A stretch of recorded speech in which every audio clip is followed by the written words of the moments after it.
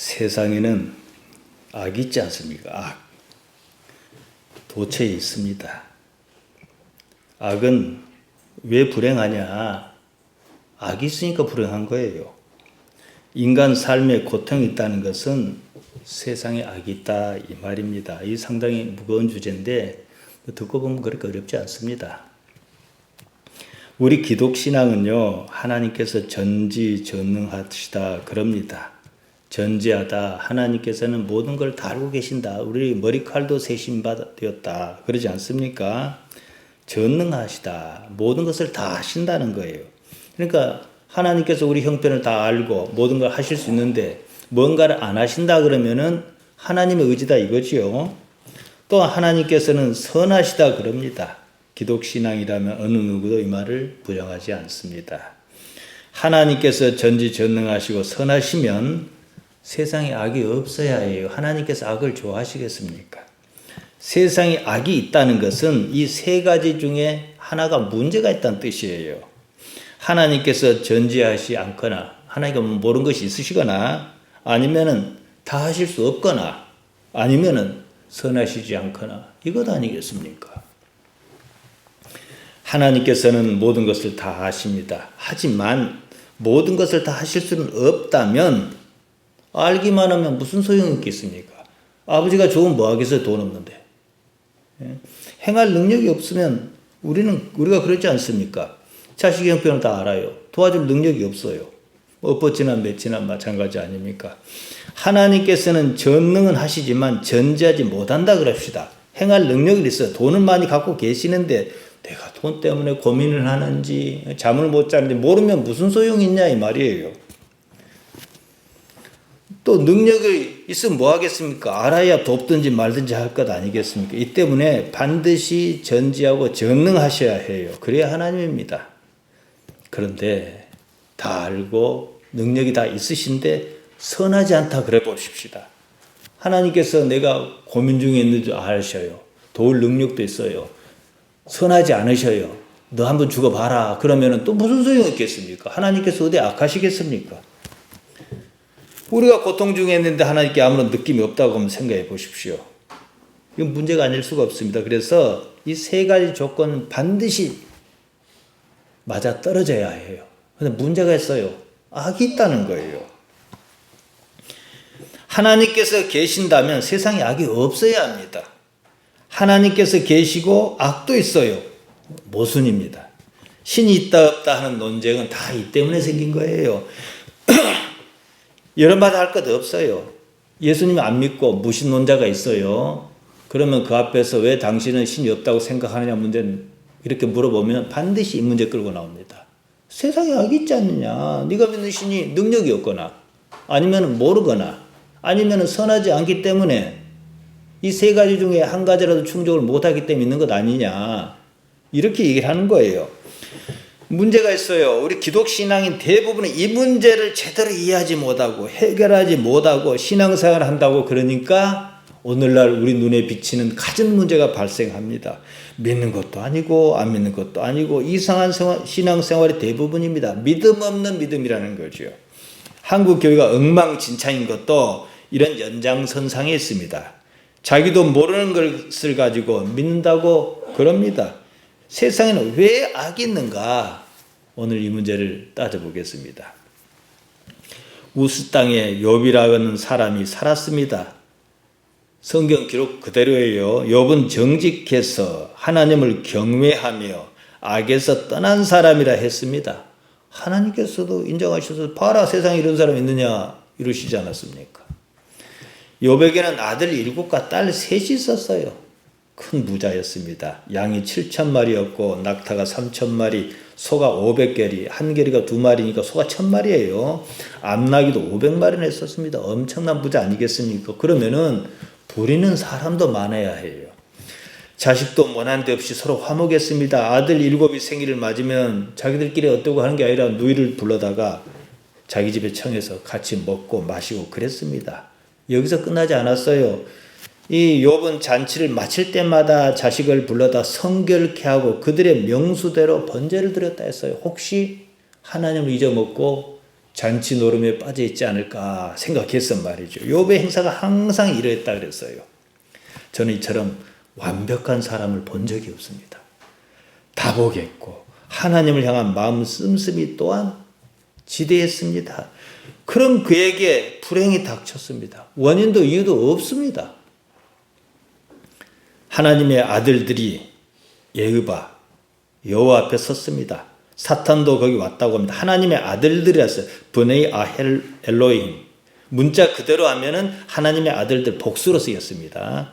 아들은 단수로 벤이에요. 하나님은 엘로힘은 복수인데 단수는 엘로아흐입니다. 하나님은 보통 근데 복수로 써요. 복수로 쓰였다 해서 하나님들 이렇게 번역하지 않잖아요. 근데 이 문제는 제가 기회가 있으면 말씀드리겠습니다. 하나님의 아들들, 여러 명의 아들들이 누구를 가리킨지를 알 수는 없지만 다만 헤브리 말로 아들을 가리키는 말 벤은 자손이나 민족 등의 의미로 쓰이기도 합니다. 우리를 하나님의 자녀들 이렇게 얘기할 수 있지 않겠습니까? 그러면 이것은 무엇을 의미하는지 여러분 감이 어느 정도 잡히실 거예요. 영원한 세계를 가늠하게 할 수 있겠지요. 하나님의 백성으로서요. 편이 둘로 나뉘었어요. 하나님 편. 이제 우리가 하나님 아들들인지 뭐 있을 거 아니에요. 그리고 이제 사단이 있단 말입니다. 하나님께서 다른 편 사단에게 말씀하시면 내가 어디서 왔느냐? 사단이 대답합니다. 땅에 두루 돌아 여기저기 다녀왔습니다. 하나님께서 다시 사단에게 말씀하십니다. 그러면 내가 내 종 욥도 봤겠네. 주에서 봤느냐? 그와 같이 순전하고 정직하여 하나님을 경외하며 악에서 떠난 자가 세상에 없느니라. 하나님께서 하신 말씀이에요. 유의하여보다, 이건 주의하여보다 이렇게 했는데 원형이 수음입니다. 일반적으로 배치하다는 뜻이에요. 두다, 임명하다, 보존하다, 세우다, 마주하다, 거주하다 여러 뜻으로 쓰입니다. 유의하여 보았느냐, 이것이 원형은 이제 수음인데 여기 쓰인 말로 핫썸타, 우리도 뭐 과거형으로 쓰고 뭐 쭉 안 그럽니까? 히브리 말로는 이제 칼, 완료, 2인칭 단수로 쓰였다는데 이 말 그대로 번역하자면 욥이 순전하고 정직해서 하나님을 경외하고 악에서 떠난 상태로 변함이 없었다는 것을 너도 인정하지 않느냐 이 말이에요. 사단도 인정했어요. 어떤 경우에도 욥의 신앙이 바뀌지 않는다는 것을 내가 확인했다 이 뜻입니다. 그러니까 유하여 보았느냐 말씀은 욥에 대한 하나님의 확정은 이미 끝난 거예요. 순전하다, 정직하다, 하나님을 경외한다 끝났어요. 근데 사단이 반론을 펴니다. 욥이 어찌하여 까닭 없이 하나님을 경외하겠습니까? 까닭 없이 희남입니다. 아무 대가 없이 이런 뜻이에요. 욥이 그러는 데는 다 그럴만하니까. 하나님께서 주셔도 이렇게 저렇게 많이 주셔놓으니까 경외한 것 아니겠습니까? 이 말이죠. 오늘날 교회 다니는 사람 어떻습니까? 많이 가지려고 더 가지려고 교회 다니지 않습니까? 그런 사람은 욥처럼 시험을 한번 거쳐야 해요. 사단이 말합니다. 욥 1장 10절입니다. 주께서 그와 그 집과 그 모든 소유물을 사늘로 두르심이 아니니까? 주께서 그 손으로 하는 바를 복되게 하사 그 소유물로 땅에 널리게 하셨습니다. 이 까닭에 경외하는 것이지 뺏어 보십시오. 그런가? 이 말입니다. 지금 주께서 우리가 생각한 말과 다릅니다. 주라는 말 아타인데요. 단순히 2인칭 대명사입니다. 너, 당신 이런 뜻입니다. 당신이 복을 많이 주었으니까 욥이 그런 것 아니냐 이 말이에요. 지금 상당히 도전적이지요. 욥이 가진 것을 다 빼앗아 보십시오. 그래도 그가 지금처럼 당신을 경외할 것 같습니까? 하나님에 대한 태도입니다. 다 빼앗아 보십시오. 그가 틀림없이 당신을 향하여 파네하 대면에서 여발크 욕할 것이다. 저주할 것이다. 같은 뜻입니다. 사단은 욥이 하나님을 경외한다는 사실은 인정했습니다. 하지만 거기에는 그럴 만한 조건이 있으니까 그랬다. 이 말이죠. 조건 때문이라면 신앙 아닙니다. 거래입니다. 신앙과 거래를 되게들 착각해요. 거래입니다. 이것은요. 그러면요. 신앙에는요. 조건이 필요하지 않습니다. 우리 사는 삶에도 그런 경우가 있어요. 자식을 사랑하는데 뭔 조건이 필요해요? 자식이니까 사랑한 거예요. 신앙도 이것을 요구합니다.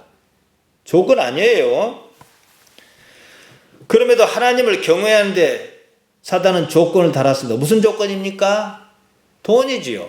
복입니다.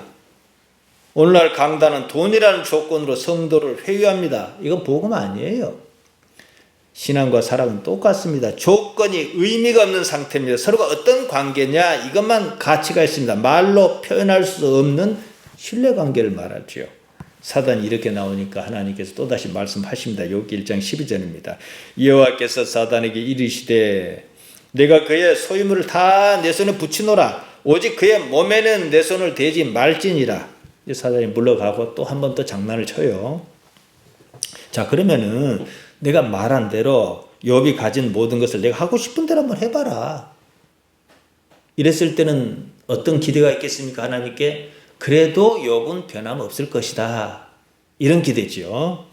오직 그의 몸에는 내 손을 대지 말지니라. 라크 다만 알 엘라이브 무엇을 향하여는 말지니라.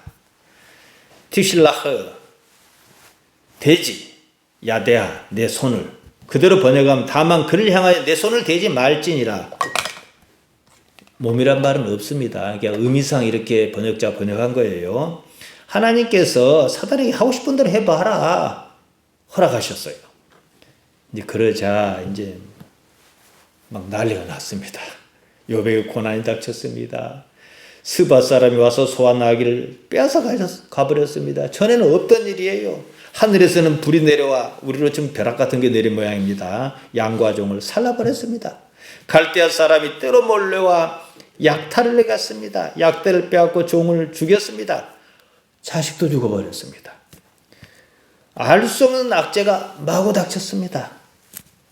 그럼에도 욥은 하나님을 원망하거나 그러지 않았습니다. 오히려 주신 자도 여호와시요 취하신 자도 여호와시라 이랬어요. 이러니 얼마나 신앙이 완전한 사람입니까? 1차적으로 사단의 계획은 실패했습니다. 그리고 이제 우리가 읽은 다음에 욥기 2장 3절에 이렇게 나옵니다. 여호와께서 사단에게 이르시되 네가 내 종 욥을 위하여 보았느냐? 네가 그렇게 야단을 쳐도 보라. 그가 어떤 사람이냐? 순전하고 정직해서 하나님을 경외하며 악에서 떠난 자가 세상에 없느니라. 내가 나를 격동하여 까닭 없이 그를 치게 했어도 그가 오히려 자기의 순전을 굳게 지켰느니라. 여전히 내 종 욥을 위하여 보았느냐 그러셨습니다. 여기서 눈여겨볼 대목은 내가 나를 격동하여 까닭 없이 그를 치게 하였어. 여기서 까닭 없이란 말 희남 1장 9절에서 나온 것과 똑같이 쓰입니다. 아무런 이유 없이 아무런 조건 없이 그러겠느냐. 이게 핵심입니다. 사단이 다시 그러면 제안을 합니다. 여기 2장 4절에서 5절 나옵니다. 가죽으로 가죽을 바꾸니 사람이 그 모든 소유물로 자기의 생명을 바꾸올지라. 이제 주의 손을 펴서 그의 뼈와 살을 치소서. 그리하시면 정령 대면하여 주를 욕하리이다. 전에는 이제 번역자가 의역해서 몸을 대지 말라 그랬잖아요. 이걸 보고 아마 거기다 그 말을 살펴본 것 같아요. 이제는 몸에 손 한번 대보십시오. 그래도 그가 순전한 신앙을 지킬 것 같습니까? 가죽이라고 번역한 말 오릅니다. 사람의 살 피부를 말합니다. 가죽으로 가죽을 바꾸니 살 위에 살이 있다. 피부로 둘러싸였다. 육체를 아주 생생하게 표현한 말입니다. 생명을 바꾸올지라 생명 네페시입니다. 목숨을 말합니다. 바꾸다 빼앗습니다. 자기 목숨에서 떨어지면 살이 없어지면 그래도 그가 온전하게 하나님을 경외할까요? 이 말입니다. 이제 그러자 이제 욥의 몸에 악창이 그냥 전부 돋아버렸습니다. 기와 조각으로 몸을 긁는 그런 일이 있어요.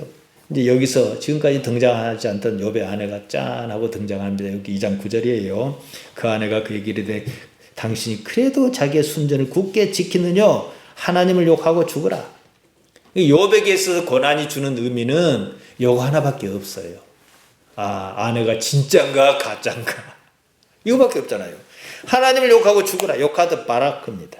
욥기 1장 11절에 나왔습니다. 욥이나 그의 아내가 하나님을 생각한 것이 처음부터 정해진 것처럼 보이지 않습니까? 아무리 까불어도 욥은 그대로고 어떤 일은 까부니까 본색이 드러난단 말이에요.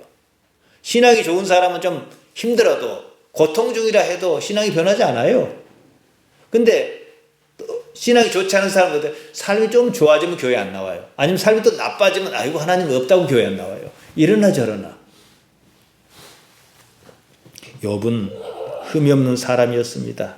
고난 당할 아무런 이유가 없었습니다. 이걸 증명한 거죠.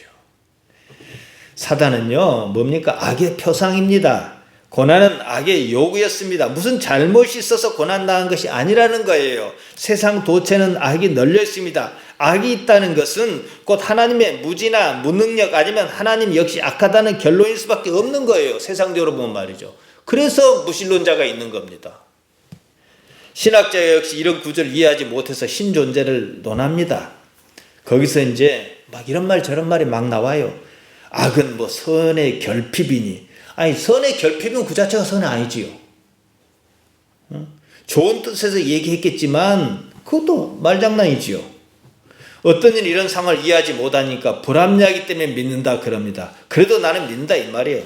무슨 고집처럼 들립니다. 악의 존재 문제는요, 신존재 문제와 밀접하게 관련이 있습니다. 신은 전지전능하고 반드시 정의로워야 합니다. 선하다는 명제를 포기할 수 없습니다. 그러자니까 악이 있다는 문제를 어떻게 이해할 것이냐, 이런 모순이 발생합니다. 때문에 대다수의 신앙인이 무의식적으로 취하는 태도가 있어요. 우리 기독신앙은 뭡니까? 하나님은 오직 한 분이시다잖아요. 일신론입니다. 근데 이신론적 일신론을 취한다는 거, 이거 어디서 왔느냐? 조로아스터교에서 왔다 이 말이에요. 기독교는 하나님은 한 분이시다 이럽니다. 그럼에도 선신이 따로 있고 악신이 따로 있는 것처럼 생각해요.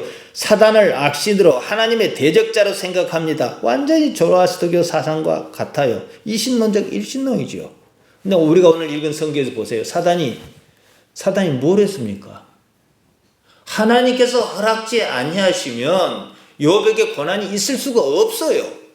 자, 근데 그렇게 해놓고 보니까 하나님 악하시다는 얘기냐? 이 답이 안 나와버리는 거예요. 기원전 587년이었습니다. 유다 왕국이 멸망했습니다. 시드기야 왕을 비롯한 유다인이 포로로 잡혀 신바빌로니아 제국의 수도 바벨론으로 끌려갔습니다. 3차례에 걸쳐 끌려갔는데요. 합해서 대략 70년 정도 바벨론에서 포로로 살았습니다. 유대인은 이 바벨론 유수기를 고난이었다고 말하지만 사실은 하나님의 섭리며 대단한 은총의 시기였습니다. 보도 듣도 못한 문명을 거기서 경험합니다. 바벨론은요, 당대 최고의 문화도시였습니다. 최고의 종교 사상이 있었습니다. 조로아스터교입니다. 페르시아가 바벨론을 이제 흡수하지요. 페르시아가 우리 성경에는 바사라 이렇게 나옵니다. 조로아스터교는 바사의 종교였습니다. 유대인은 바사왕 고레스의 칙령에 따라 풀려납니다. 에스라서 1장 1절에서 4절에 보면 하나님께서 바사왕 고레스를 감동시키셨다고 에스라가 기록했습니다. 이에 따라 고레스는 유다 예루살렘의 전을 건축하도록 허락합니다. 에스라 1장 2절에 보면요, 바사왕 고레스는 말하노니 하늘의 신 여호와께서 세상 만국으로 내게 주셨고 나를 명하사 유다 예루살렘의 전을 건축하라 하셨나니, 고레스가 하늘의 신 여호와라 했습니다. 그러면 고레스가 하늘의 신 여호와라 했다서 우리가 생각하고 유대인 생각한 여호와겠느냐 이거예요.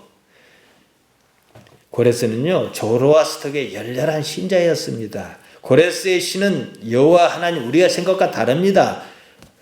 에스라는 그렇게 표현을 했지만 고레스가 믿는 것은 지혜의 신 아우라 마즈다였습니다. 신이라는 것이 무엇을 신이라 하느냐 문제는 또 이제 따로 거론할 수가 있겠습니다만, 어쨌든요, 뭐 그 신이다 저 신이다 이걸 따지자는 건 아닙니다. 예언자 조로아스터는요, 자연물을 숭배하고 현세의 복을 추구하는 인류에게 새로운 사상을 전파했습니다. 종교적으로 추계 시대가 열린 거예요. 조로아스터는 절제와 금요, 청결 등 기존 원시 종교에는 없던 중요한 도덕적 가치를 최초로 제시한 사람입니다. 고레스는 여기에 반했습니다. 국가 운영의 기초로 삼으면 좋겠다 싶었습니다. 그 정치에 종교적 이념을 끌어들인 일은 흔한 일입니다. 동로마 제국도 그렇게 했습니다. 조로아스터의 가르침은 다른 여러 종교에 막대한 영향을 끼쳤습니다. 종교의 원형이 여기서 나옵니다. 사실상 세계 종교의 뿌리라 할 만큼 영향력이 큽니다. 유대교와 기독교에 이어 중국의 경교, 불교의 미륵사상, 정토사상까지 영향을 받지 않은 데가 없습니다. 유대는 이 기간 동안 구약 성서의 기초를 만들었어요. 유대교가 거기서 생긴 거예요. 그러면은 조로아스터교의 바탕에서 물론 말씀 있지만은 그 바탕에서 형성했다고 볼 수밖에 없다 이거지요. 독자적으로 생긴 게 아니다 이 말입니다. 오늘날 기독신앙인의 선과 악의 개념, 천국과 지옥의 개념, 이런 이분법적 개념은 결코 성경에 있는 개념이 아닙니다. 조로아스터교 개념입니다. 최후의 심판이라든가 특히 유일신 개념이 더욱 그렇습니다. 말씀드린 대로 조로아스터교에서 말한 유일신 개념은 성경이 말한 유일신 개념과 좀 다릅니다. 이신론적 일신론이죠. 하나님은 오직 한 분이시다 그래놓고 악신이 있는 거예요. 대부분의 기독신앙이 이런 식의 신개념은 조로아스터의 신개념과 똑같습니다. 신은 오직 하나만 있다. 이것이 기독교 신개념이잖아요. 악신도 없는 거예요. 욥기에 있는 악신이라든가 사단이라 이런 표현은요, 상황을 설명하기 위한 수단이지. 아니요. 신은 오로지 한 분 하나님밖에 없다 이거예요. 이거 착각하면 곤란해요. 선하신 하나님 한 분이시면 악은 존재하지 않아야 하잖아요. 현실적으로 생각해 보십시오. 그럼 둘이면 이가 가요. 근데 우리는 일신론이잖아요. 하나님께서 말씀하시길 나 이외에는 신은 다 없다. 가짜다. 이러셨잖아요. 우리에게 고통이 존재한다는 것은 악이 있다는 뜻입니다. 여기서 우리는 선택해야 합니다. 하나님만 있다고 할 것인지 하나님도 있고 악신도 있다고 할 것인지 말이에요. 지금 기독신앙인 거의 대부분이 후자예요. 기독신앙 아니지요. 이런 모순을 해결하겠다고 하는 신학자들이 있었어요. 이제 변신론이랍니다. 신을 변호한다 이거예요. 악의 존재가 신의 의지에 반하는 것이 아니라면서 신을 변호하겠다는 이론입니다. 그랬든 저랬든 선과 악의 공존은 기독신앙이 추구하는 바는 아닙니다. 유일신 개념에도 맞지 않습니다. 우리가 본 욥기는 이런 구조가 아닙니다. 앞뒤가 맞지 않는 면이 있어요. 하지만 사단은 하나님의 대적자가 아닙니다. 욥이 고난당한 것은 사실상 하나님의 주권 안에 있었던 일이에요. 사단이 뭐라 했건 하나님께서 하지 마라 하면 그런 일 없어요. 어쨌든 허락하시지 않았냐는 거예요. 세상 만사는 하나님 주권 아래 있습니다. 그러면 하나님께서 악하시냐? 참 답이 안 나옵니다. 하나님께서 악을 허용하셨다. 단지 그 때문에 하나님께서 선하시다는 명제는 성립할 수가 없는 거예요. 선은요, 악을 필요로 하지 않습니다. 결국 욥기는 이 문제가 아니다 이 말이에요. 우리가 이해하든 이해하지 못하든 별개 문제입니다. 변신론이나 신정론, 신은 옳다라고 하는 게 신정론이에요. 무조건 신은 선하다 보는 이론입니다. 신은 악조차도 좋은 목적을 위한 수단으로 쓴다. 그러므로 신은 올바르다. 이게 신정론이에요. 말은 맞는데 그러면 하나님께서 선하시다는 명제를 포기해야 해요. 악을 사용하셨으니 말이에요. 신이 준 이 인생을 이해하는 데는 한계가 분명합니다. 욥기는 신정론이 아니에요. 핵심은 악이 왜 있는가? 여전히 이 문제가 남아있다는 겁니다. 그러니까 혹자는 이리 말해요. 인간의 자유의지를 보장하기 위해서다. 인간이 자유의지를 가지려면 악이 필요하다. 자, 아담과 하와를 봐라. 아담과 하와가 비록 악을 선택했다 할지라도 그러한 선택이 뭐냐? 인간됨을 말하지 않느냐? 한편으로는 개별적인 악을 통해서 전체적으로 선을 실현하려 한다. 말장난이에요. 근데 사도 바울도 이런 견해가 있었습니다. 로마서 8장 28절입니다. 우리가 알거니와 하나님을 사랑하는 자 곧 그 뜻대로 부르심을 입은 자들에게는 모든 것이 합력하여 선을 이루느니라. 변신론입니다. 이해하시겠어요? 왜냐? 모든 것에는 악도 들어있잖아요. 반은 맞고 반은 틀린 말이죠. 모든 일이 하나님 주권 아래 있다고 한 말이니까 일단 맞는 거예요. 하지만 모든 것에는 조금이라도 악이 들어있다는 거죠. 악이 들어있으므로 틀린 말입니다. 바울이 직접적으로 악을 말하지는 않았습니다. 그러니까 이것은 뭐냐? 바울이 나쁘다 좋다 이걸 말하는 게 아니고요. 이해의 한계를 말하는 겁니다. 바울도 사람이잖아요. 내용 전반에 불행의 요소를 다분히 있다는 걸 설명하면서 한 말이거든요. 어떠한 불행의 요소도 다 악 때문이거든요. 이런 주장이 발전하면 어떻게 나오냐? 가룟 유다가 하나님의 일을 했다는 주장이 나올 수밖에 없어요. 아니 가룟 유다가 예수님을 배신하고 고발을 알려줬기 때문에 잡아다가 십자가에 못 박았지 않습니까? 십자가에 못 박았기 때문에 인류의 구원이 있지 않습니까? 그러므로 가룟 유다는 하나님의 일을 한 것이라는 얘기가 나와요. 이래서요. 그리고 보통 어떻게 해요? 요장 얘기하다 저쪽으로 건너뛰어 버리죠. 생각해보세요. 유다도 자살해 죽었어요. 자기 자신을 희생해 가면서 하나님의 일을 이룬 사람이다. 이런 일부 주장이 있어요. 라이프니츠라는 사람은 신은 모든 세계 중에서 가장 선한 세계를 창조했다고 말했습니다. 그러니까 하나님 편이지요. 한마디로 우리가 살고 있는 이 세계가 가장 선한 최선의 세계다 이 말이에요. 그러자 볼테르라는 사람이, 이게 좌충우도라는 철학자인데요, 소설 깡디드에서 이렇게 말해요. 18세기에 있었던 역사상 가장 처참했던 리스본 지진을 예로 들면서 이것이 당신이 말하는 최선의 세계냐 하고 비꼬았어요. 로우라는 사람은 특별한 이유가 없는 고통을 문제로 꼬집었습니다. 자연재해로 인한 고통, 이를테면 길에서 차에 치인 새끼 고양이의 고통 같은 것인데 왜 있냐?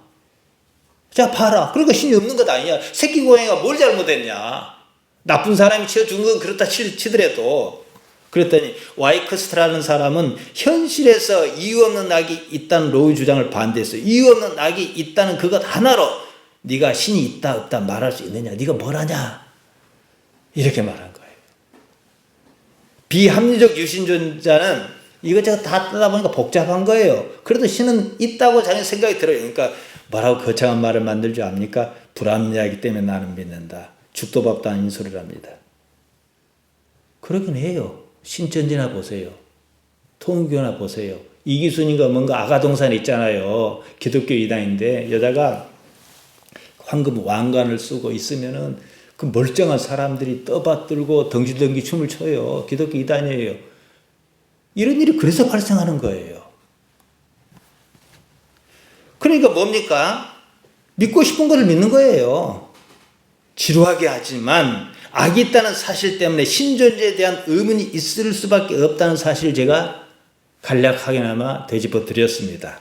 욥기가 말하는 것은 하나님과 사단의 선과 악의 대립이 아닙니다. 단지 현실이 그렇다는 거예요. 현실은 이해하기 어려운 거예요. 무엇이 꼭 올바라야 하고 딱 맞아떨어져야 한다는 것은 우리 생각입니다. 왜냐? 그 이치를 알아야 생존에 유리할 테니까요. 현실 한번 보세요. 착하고 성실한 사람이 잘 삽니까? 희망사항이지요. 물론 그런 경우가 있겠지요. 되게 그렇게 생각해요. 그러나 일반적이지는 않아요.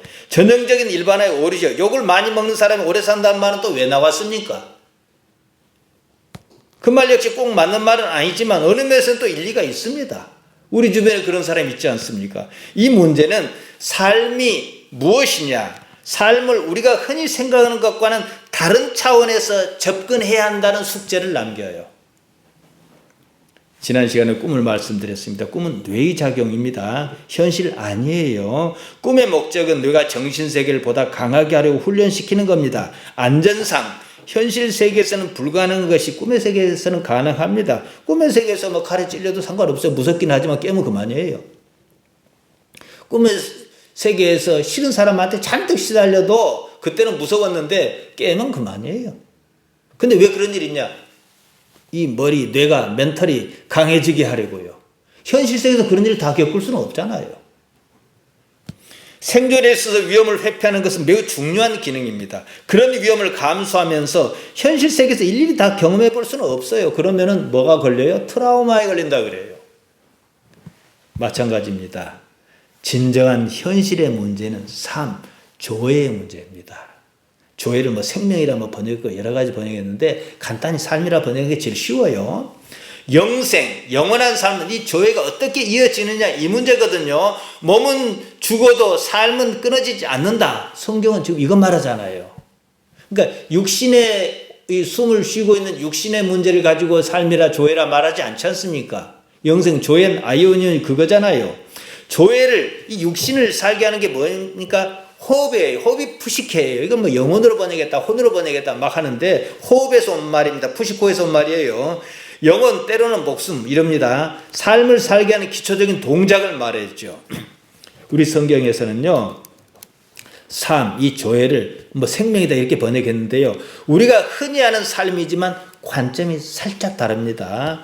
우리는 이 몸이 죽으면, 호흡이 끊기면 다 끝난다고 생각합니다. 더 이상의 삶은 없다. 조회가 끝난다. 보통 사람이 그렇게 생각하지 않습니까? 성경에서 말하는 조의 삶은 그것이 아니라는 거예요. 호흡, 푸시기가 끊기면 이런 삶이 끝나는 것은 맞습니다. 육체적으로 생각하면요. 이런 삶은 뭡니까? 육체와 더불어 존재하는 삶입니다. 하지만 본래 삶은, 본래의 조회는 거기서 끝나고 마는 것이 아니다. 이게 바로 지난 시간에 제가 언급했던 어리석은 부자의 얘기입니다. 어떤 부자가 있었습니다. 소유가 많아 그것으로 만족했습니다. 그 만족이 얼마나 지속할는지는 배제하고 아무튼 지금 만족했어요. 부자가 자기 삶을 어떻게 생각했는지 누가복음 12장 19절에 나옵니다. 또 내가 내 영혼에게 이르되 영원한 여러 해 쓸 물건을 많이 쌓아두었으니 평안히 쉬고 먹고 마시고 즐거워하자. 부자가 생각한 조회는 단지 육체 가운데 있는 삶이었습니다. 육체의 푸시키가 끊기면 육체 가운데 있는 그 삶도 끊기는 거예요. 누가복음 12장 20절이 그 말씀입니다. 하나님께서 이르시되 어리석은 자여 오늘 밤에 내 영혼, 호흡입니다. 푸시케예요. 푸님 아닙니다. 도로 차질이니 그럼 내 예배한 것이 네 것이 되겠느냐. 하나님께서 오늘 밤에 너의 숨통을 끊어 놓을 텐데 그러면 그 뭔 소용이 있냐 이 말이에요. 그러니까 육체의 삶을 위하여 재물을 이용하지 말고 거기에 목표를 두지 말고 영원한 삶을 위하여 좀 생각 좀 해라. 이게 우리 기독신앙의 본질이죠. 너는 단지 육체와 함께한 삶만 생각했다. 그 삶이 뭐냐? 숨이 멈추면 그만 아니냐? 조회라고 다 같은 조회냐? 너의 조회는 육체와 함께 끝나고 마는 조회지만 예수님의 복음이 요한복음 3장 16절에서 가르쳐준 복음은 뭐예요? 육체와 상관없이 지속적인 조회다. 어느 걸 선택할래 이 말이에요. 그러니까 부자의 잘못은요. 육체만 생각한 거예요.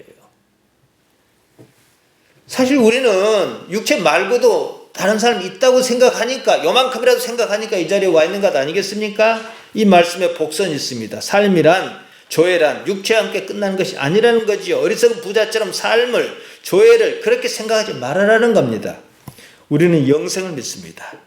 우리는 삶이 영원하다 생각하고 이 자리에 왔습니다. 요한복음 3장 16절이 말하듯 예수님의 존재 목적 또한 영원한 삶을 위한 것이었습니다. 삶이 이렇게 살다 많은 것이라면 우리가 이런 수고를 할 이유가 없습니다. 딱 이 관점에서 삶을 바라보면 삶이 그냥 삶이 아니지요. 이래서 조회가 어떻고 말씀드린 겁니다. 조회는 삶입니다. 단지 육체의 삶인지 영혼의 삶인지 사람에 따라 다르겠지요. 갈리겠지요. 영생이란 말 조엔 아이오니온. 조회는 삶이고 아이오니오스는 영원하다 이 말입니다. 본질적으로 조회의 목적은 육체, 사르크스, 살덩이에 있지 않습니다. 때문에 예수님께서 기회만 있으면 삶은 육체의 문제가 아니다. 영의 문제다. 푸니마의 문제다. 이렇게 말씀하신 거예요. 요한복음 6장 63절에서 그러시지 않았습니까? 살리는 것은 푸니마다. 영이다. 사르크스는 무익하다. 육체는 무익하다. 내가 너희의 이런 말이 푸니마에 관한 말이고 생명이다. 이거죠.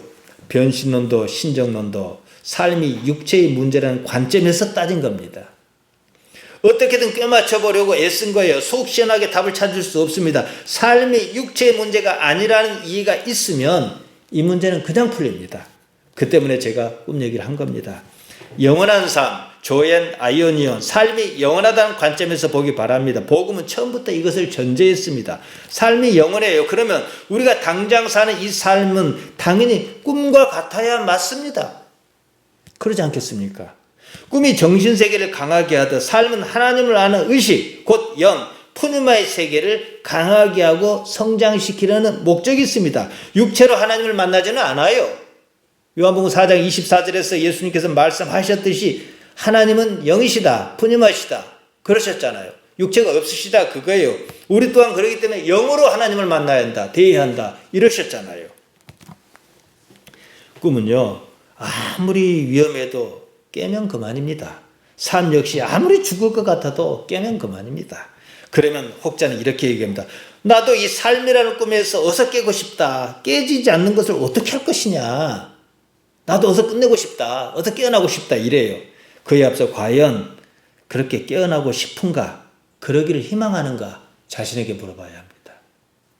그러고 싶어 하지 않아요. 왜냐?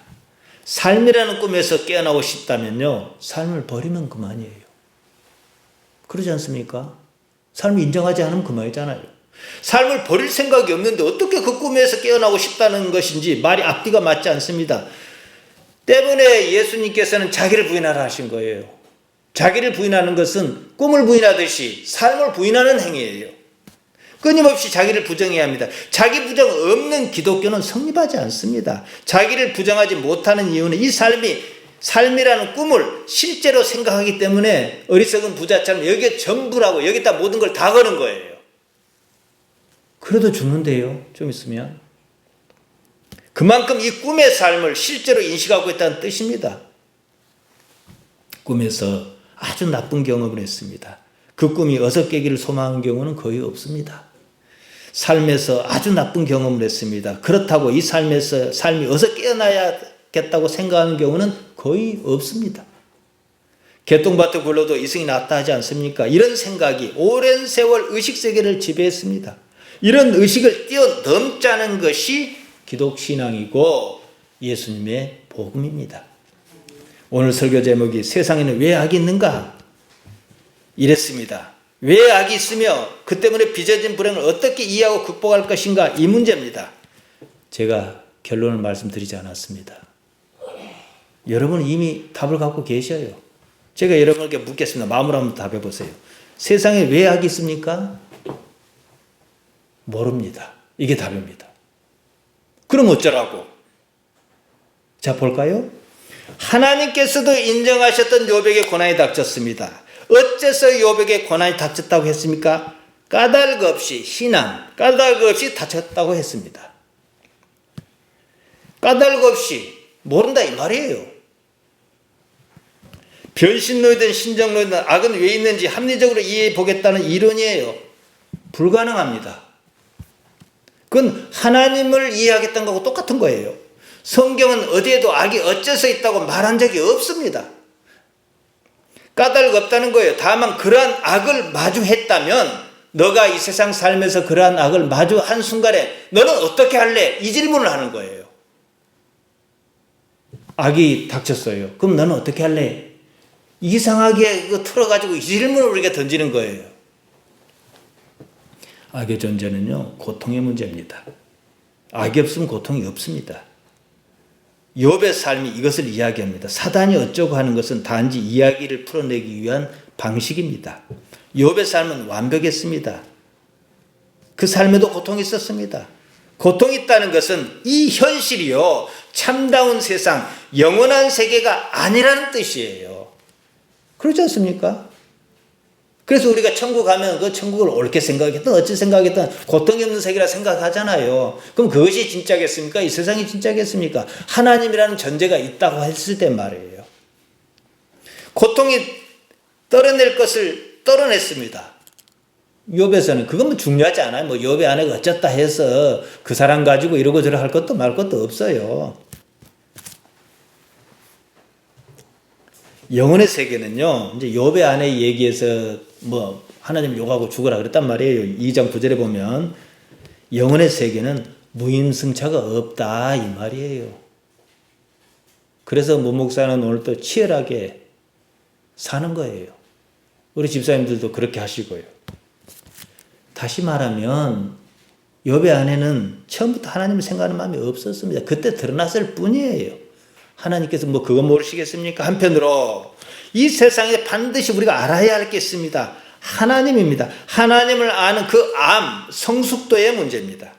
복 받고 못 받고 그런 것 아닙니다. 삶은요, 그 자체가 고통이에요. 배가 고파요. 고통입니다. 머리가 아파요. 고통입니다. 코로나 때문에 마스크 써야 해요. 고통입니다. 다만 삶의 고통을 부정하지 않고 직면할 때, 바르게 인식할 때, 받아들일 때, 자기 포기의 기회로 이용할 때, 힘 뺄 때, 고통은 완전히 없어지지는 않지만 몸이 있으니까요. 상당히 줄어듭니다. 그러면 살만해요. 욥의 아내는 그 고통을 거부했습니다. 거부한다고 없어질 고통도 아니에요. 오히려 그 고통의 문제를 받아들일 때 고통은 감당할 만한 수준으로 줄어든다는 사실입니다. 이제 여기 이쯤 오면 나는 하나님으로 인해서 행복하다는 말을 이제 좀씩 쓸 수가 있어요. 예수님의 일행이 길을 갈 때였습니다. 소경으로 태어난 사람을 만났습니다. 어째서 저 사람은 소경이라는 불행으로 태어났는가? 다들 궁금했어요. 저 사람의 불행에는 반드시 그에 상응하는 원인이 있을 것이다. 까닭이 있을 것이다. 예수님께서는 답을 알고 계실 것이다. 여쭤봤지요. 9장 2절입니다. 요한복음. 랍비여, 이 사람이 소경으로 난 것이 네 죄로 인함이오니까, 자기 이혼이니까, 그 부모 이혼이니까, 누구의 하마리티아 때문에 이 사람이 불행을, 고통을 겪고 있느냐, 이런 인식이지요. 예수님께서 답변하셨습니다. 요한복음 9장 3절입니다. 이 사람이나 그 부모가 죄, 하마리티아를 범한 것이 아니라 그에게서 하나님의 하시는 일을 나타내고자 하심이니라. 좀 우스갯소리 같습니다만 눈 뜬 사람에게 눈을 띄울 필요 없잖아요. 그러나 눈 뜨고 싶은 사람에게 눈 띄워줄 수는 있잖아요. 사람이 못하는 일이 벌어졌어. 그거 하나님 어떻게 알겠습니까? 요한복음 9장 전체를 보세요. 이 사람이 어떻게 그 사회에서 출교를 당하면서까지 예수님께 나오지 않았습니까? 이게 목적이에요. 꼭 목적이라 한다면 이 사람이 불행을 겪는 건 누구 때문도 아니다. 그러셨습니다. 다만 아까 악도 마찬가지예요. 다만 그 일에 하나님께서 어떻게 나타나시는지 그것을 찾는 것이 1대1의 답은 아니지만 맞다는 거예요. 왜냐? 우리는 왜 있는지 몰라요. 왜 코로나가 왔는지 몰라요. 물리적으로 중국 사람이 어쨌다 저쨌다 이렇게 말할 수는 있지만 전반적으로는 몰라요. 그렇지만은 이렇게 코로나가 왔을 때 나는 뭘 할 수 있을까? 뭐래요? 마스크 잘 쓰고 남에게도 잘 하라 하고 할 수 있잖아요. 이러한 삶의 주인이 하나님이시라는 사실을 깨달아라. 이 얘기입니다, 지금. 생각해 보세요. 삶이 왜 불행하냐? 이건 중요하지 않아요. 원인을 안들 해결할 방법이 없어요. 해결할 보장도 없어요. 내가 남자로 태어나기 싫었는데 남자로 태어났어요. 여자로 태어나기 싫었는데 여자로 태어났어요. 원인을 알면 뭐 할 거예요? 방향전환이 더 중요하지요. 이미 벌어진 일입니다. 그러니까 우리 편에서 볼 때는 까닭이 없는 거예요. 예수님의 해법은 단순합니다. 지금 삶이 불행하다고 느끼면 이 삶에서 하나님께 어떻게 나타나시는지 보라는 거예요. 그러자면 하나님을 여러분 인정해야 하지 않겠습니까?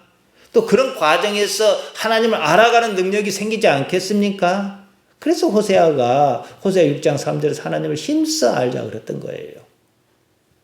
그때가 불행의 시대였거든요. 자, 늦은 비와 이른 비를 주시는 하나님 아니시냐?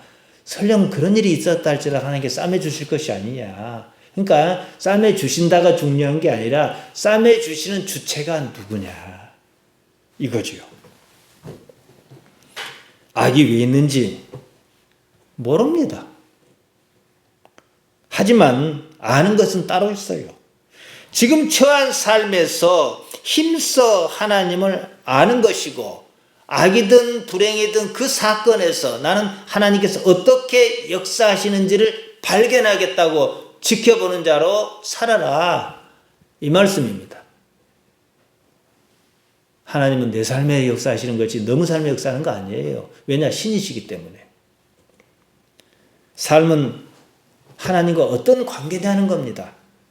삶이 하나님 뜻 안에서 어떻게 풀리는지 이제 그렇게 지켜보다면 어떤 통계가 잡힐 게 아니겠습니까? 이것을 경험하는 거예요.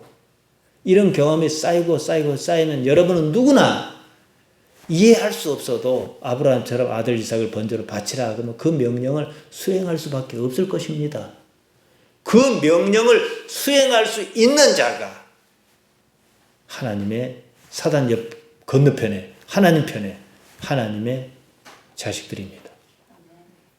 하나님의 자녀로 사시기를 바랍니다.